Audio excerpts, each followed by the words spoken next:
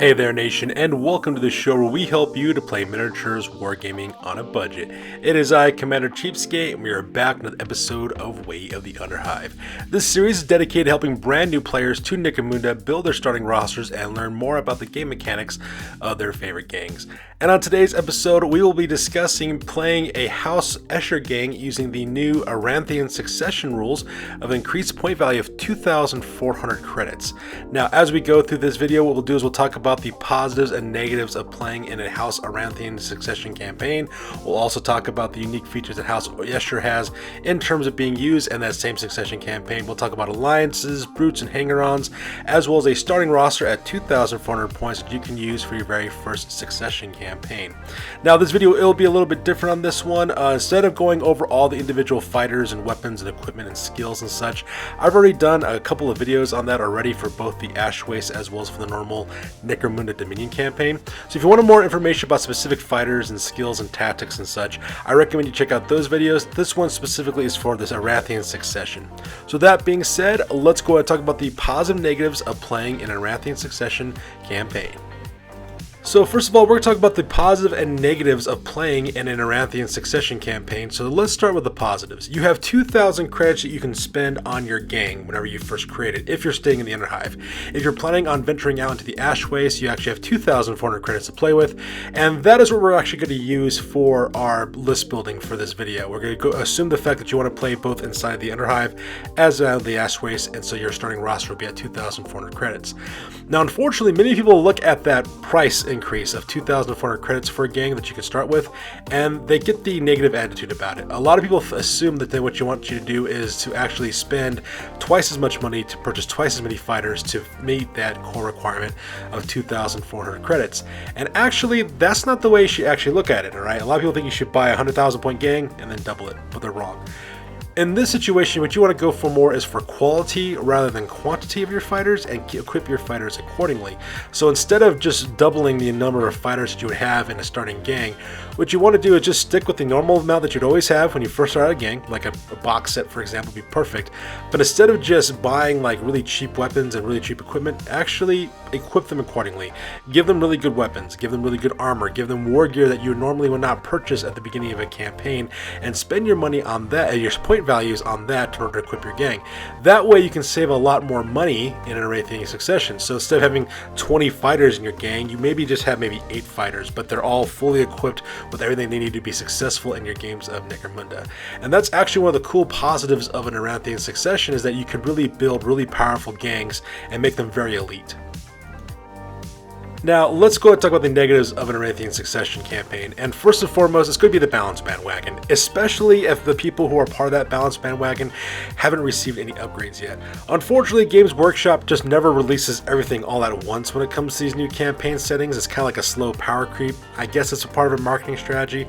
Personally, I feel it does a lot more harm than good, in my opinion, but whatever the situation may be, that's going to be a thing you got to worry about, because a lot of balance bandwagon people are going to complain about like how gangs become overpowered and you can exploit too many things, and if they're playing a game that hasn't received any upgrades yet, they're definitely going to complain about that. But as always, just ignore their complaints and tell them to put up or shut up or don't play the game. It's that simple.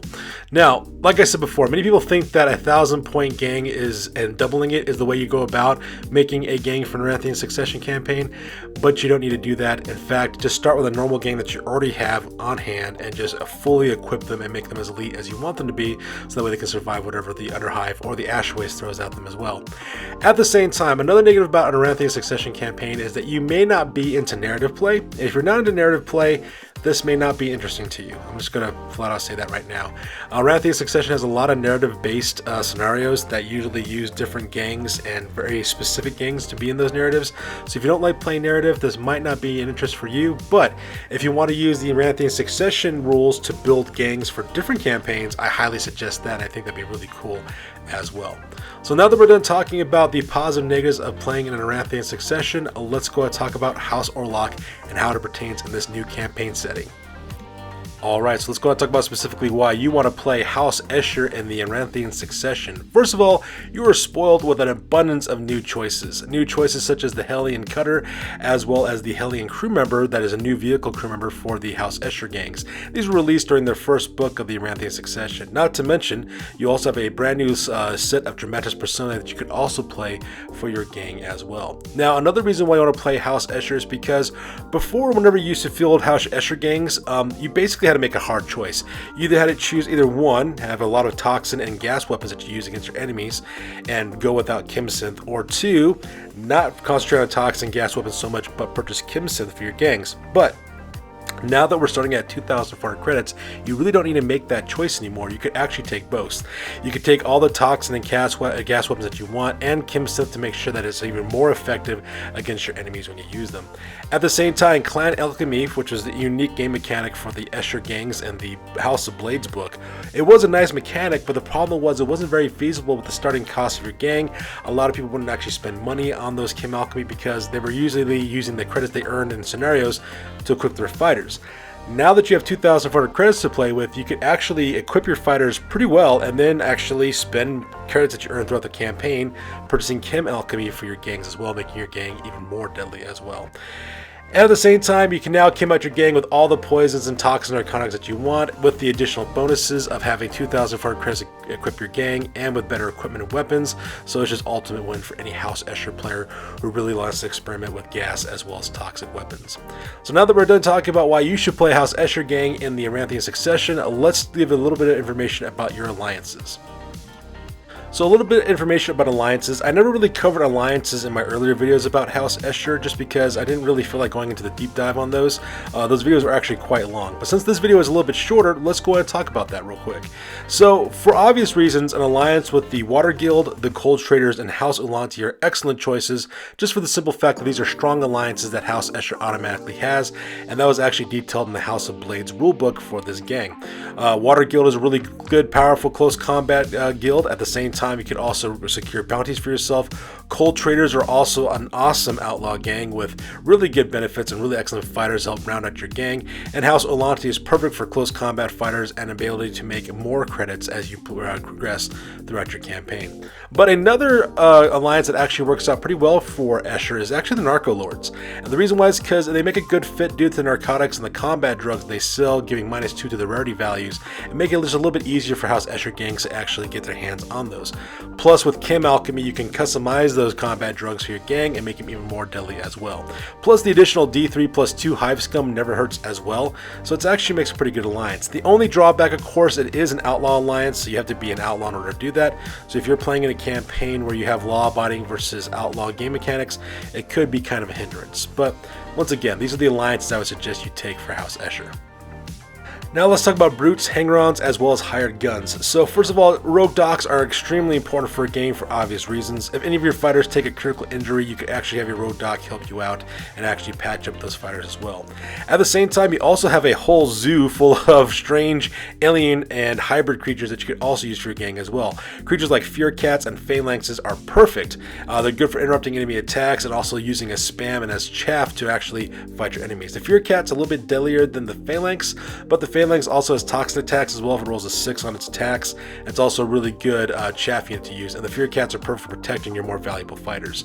Now, probably the most important hanger-on you can recruit aside from the Road Doc is the Apprentice Clan Chemist. That's pretty much a must if you plan on experimenting with toxin and gas weapons using Chem Alchemy. With the Experimental Elixir special rule, the Clan Apprentice actually gives you -D6 times 10 credits to Chem Alchemy, and having up to 60 credits taken off for Chem Alchemy is actually very self-explanatory. It helps you save a lot of money, and at the same time equip your gang with even better chemical and toxic traits for your weapons. At the same time, you also have the Last Rites rule, which is actually kind of nice because if any of your fighters die, they could be promoted to a Death Maiden if you get a pretty good roll. So that's something to keep in mind, and that's the reason why probably after the Rogue Doc, the Apprentice Clan Chemist is probably the best hanger-on for you. Now, as for your brute, the house-specific brute for this one is the Chimerix, which is a large mutated creature, and this creature actually makes a really good frontal assault fighter as well. The Escher house list is actually a very aggressive list already, and the Chimerix actually throws in those high strength attacks that can really be devastating to your enemies. So if you get enough credits built up over time, I highly suggest getting Chimerix for your gang. Alright, so let's talk about the starting roster for House Escher playing in an Aranthian Succession Campaign at 2,400 credits. First of all, your leader's going to be a Gang Queen. She's going to cost you 290 credits. She's got Armored Undersuit as Mesh Armor to give her 4-up armor save. She's also packing a Combi-Weapon, which is a combination of Bolter as well as Needler, as well as a Stiletto Sword for close combat and Chem-Synth to help boost those Needler and Stiletto Sword abilities. And of course, as the campaign develops, use Chem Alchemy to make those weapons even deadlier. Now, the skill you give her is the Agility skill Spring Up, so that way if she gets to get pinned, she could take an initiative test and automatically escape pinning. And your Gang Queen's going to be shot at quite a bit, so having that ability to ignore pinning is going to be extremely important. After that, your first champion's going to be a Gang Matriarch. She's going to be at 360 credits. She's going to have an Armored Undersuit as well as Mesh Armor for that 4-up armor save. She's also got a Shock Whip for close combat. Now, for her ranged attack, she's going to be equipped with an Escher Cutter, and that Escher Cutter is going to have twin-linked plasma guns. So that's going to be able to rain all kinds of death using those plasma guns on your enemy and zipping around the battlefield as well. She also got the Spring Up ability for obvious reasons. After that, your second champion is going to be a Death Maiden. She's going to cost you 225 credits. She has an Armored Undersuit as well as Mesh Armor to give her that 4-up armor save. She also has a Needle Pistol as well as a Stiletto Sword and Chem-Synth as well to make those even deadlier, and of course enhance those with Chem Alchemy as the campaign develops. And the skill you're going to give her is the Finesse skill Combat Virtuoso. What that does, it actually gives the versatile trait to any close combat weapon she's carrying for the most part at her strength distance. So for example, her Chem-Synth, her Stiletto Sword will be up to 3 inches in range for the versatile trait. A very, very powerful ability, especially if you pair it up with Rain of Blows, which is one of the combat skills she can get. After that, you're going to have 2 Gang Sisters that both equipped exactly the same, but at 110 credits apiece. Both will have Mesh Armor for that 5-up armor save. Both will have Last Guns with Hot Shot Blast Packs to give them that Strength 4 shooting attack, and they will also be packing Stiletto Knives for close combat. I highly suggest you get Chem-Synth for these ladies as quickly as possible, so that way they can exploit those Stiletto Knives in case they engage in close combat. After that, you have Gang Sister number 3. She's going to cost 225 credits. She's going to be the specialist in your gang. She's got Mesh Armor for that 5-up armor save, as well as a Nightshade Chem Thrower for gas-based template attacks. She also got a Last Pistol for a backup weapon, as well as Chem-Synth to make that Nightshade Chem Thrower even deadlier. And once again, you might want to enhance her weapon, that Nightshade Chem Thrower, with Chem Alchemy as the campaign progresses. And then you have 2 Little Sisters. Little Sisters 1 and 2 cost exactly the same as 65 credits. Both of them are packing twin Last Pistols for shooting as well as close combat, as well as Photon Flash Grenades. Photon Flash Grenades take away ready markers off your opponents if they can't pass their initiative tests, and since most gangs do not have the same initiative as Eschers, they're probably going to be failing those initiative tests, which means that they lose their activations, which gives you the edge in close combat. And then finally, got 2 Wild Runners. Wild Runner number 1's going to cost you 205 credits. She's mounted on an Escher Cutter with twin-linked grenade launchers, the frag and crack grenades. And then you have Wild Runner number 2's going to cost you 300 credits. She's equipped with the Escher Cutter with twin-linked heavy stubbers. Now, the last thing you have in your game, of course, is a Guild of Coin Hauler. This person's going to cost you 445 credits. They're equipped with a Cargo 8 Ridge Hauler with a Munitorium armor container on the back. They also have all-wheel steering as well as tire claws for +2 for handling, Nitro Bursts add +1 to their movement, Smoke Fence, so that way enemies suffer -1 hit against you, and it's also equipped with a grenade launcher with frag and crack grenades, so that way you can rain some suppressive fire from it. And the last thing your gang is going to have, of course, is an alliance with House Ulanti. And because of that, you're going to have the House Ulanti Court Advisor delegation attached to your gang as well. That consists of your Ulanti Courtier. This person's equipped with Needle Pistol, Power Sword, and Displacer Field. They have the Duelist Special Rules. That means they always get to fight first in close combat. They have counterattack skills as well as the Step Aside skill. And lastly, you have the Mirror Mask, who's equipped with a Needle Pistol, a Power Sword, and Displacer Field. They got the Many Faces Special Rules, so that way they can switch places with the Ulanti Courtier at any time. And they also have the Nerves of Steel skill as well, because this person's going to be shot at quite a bit. And that pretty much makes the list what I like to call your starting roster for the Aranthian Succession. So now that we're done talking about the contents of this gang, let's talk about this gang's overview. Alright, so let's talk about the gang overview. Now, this gang is actually a good balance of multiple things. It's an aggressive close quarters combat list, it's got powerful shooting attacks, it's got high speed maneuverability, and it also helps out with credit generation for you to get more money as the campaign develops. Now, with the use of the Escher Cutters, as well as your Cargo 8 Ridge Hauler, we give this gang much needed powerful shooting attacks, something that Escher gangs have been lacking in earlier editions and earlier campaign settings. At the same time, we also have lots of toxin as well as gas attacks as well, and as the campaign develops, recruit apprentices apprentice clan chemists to take advantage of the House Escher chem alchemy game mechanic and make those weapons even deadlier. And lastly, the gang actually has a strong alliance with House Ascher, which will help the gang generate more income to purchase upgrades, weapons, fighters, etc. The same thing will happen with the Guild of Coin Hauler and their Cargo 8 Ridge Hauler. Now, this gang actually consists of 4 fire teams. It's actually the largest gang in terms of fire teams that we've made so far. It has 2 support fire teams and 2 assault fire teams. Support fire team number 1 consists of your gang queen as well as gang sister number 1 and 2 as well as your Guild of Coin Hauler.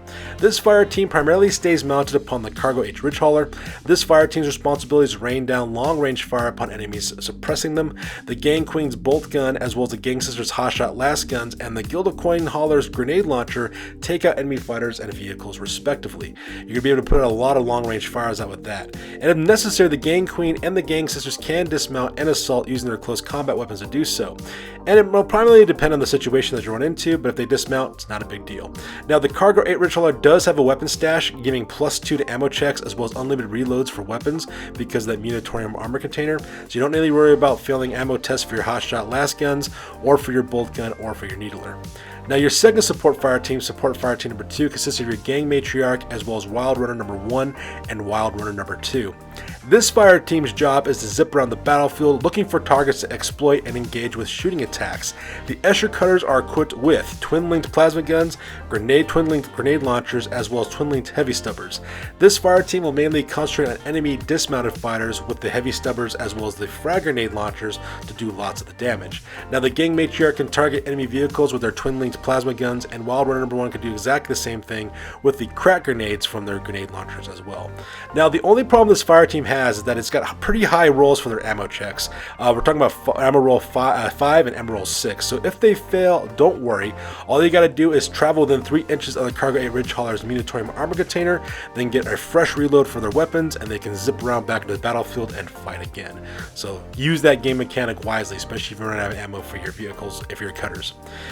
Now, your first assault team number 1, consists of your Death Maiden as well as your gang sister number 3, a little sister number 1, and little sister number 2. This fire team's job is to launch attacks from the Cargo 8 Ridge Hauler by either dismounting the vehicle or boarding enemy vehicles. The gang sister initiates the attack with a Nightshade Chemthor, while the little sisters throw their photon flash grenades to disrupt enemy fighters. From there, the Death Maiden can then charge forward and destroy anybody who's left in close combat. She does have Combat Virtuoso, so she'll have a 3-inch versatile trait for her Stiletto sword. Now, as soon as possible, purchase hotshot last packs for the little sisters' twin last pistols to give them an extra punch in shooting as well as in close combat. And when the option allows, purchase Rain of Blow skill for the Death Maiden to exploit her Combat Virtuoso skill for extra punishment. Now, from there, Assault Fire Team number 2 will consist of your House Ascher Court Advisor delegation. That will consist of the Ascher Courtier as well as your Mirror Mask. This fire team's job is to launch attacks from the Cargo 8 Ridge Hauler by either dismounting or boarding enemy vehicles. They can also assist in stealth missions with their needle pistols, and when combined with their power swords, they can cause all kinds of manner of havoc in close combat for your enemies. Don't be afraid to launch them into the fray alongside your Assault Fire Team number 1. They're excellent close combat fighters that will terrify your enemies and assist your gang to victory. So that being said, that's how you use this starting roster for your first campaign of the Aranthian Succession. So in conclusion, upgrading your gang to an Aranthian Succession Campaign is a great way to fully equip your gang with powerful weapons, war gear, as well as vehicles. With new vehicles dropping all the time, this could be a really fun way to equip the gang of your gang of your dreams and bring them out into whatever situation you want to run into. Now, I wouldn't stress about doubling the size of your gang, like I said before. The reason why is because a lot of the scenario rules that you actually see that are out there still limits the number of fighters you can take. So don't worry about doubling the size of your gang. Rather, take the gang that you have and really concentrate the equipment that they take with them, so that way they can really survive whatever goes their way. Remember, in Aranthian Succession, quality reigns over quantity with your gang builds, so always keep that in mind. And as always, I will be dropping new videos on this topic for the Aranthian Succession with other gangs to help you out on your Necromunda journey. So that's good for this for you guys. As always, please feel free to like, comment, and or subscribe. Your guys' input is invaluable to us as always. Also check us out on Facebook, Instagram, as well as blogger.com for all the latest greatest hobby news related to this channel. That's good for this for you guys. I will catch you guys next one. Peace out and stay classy.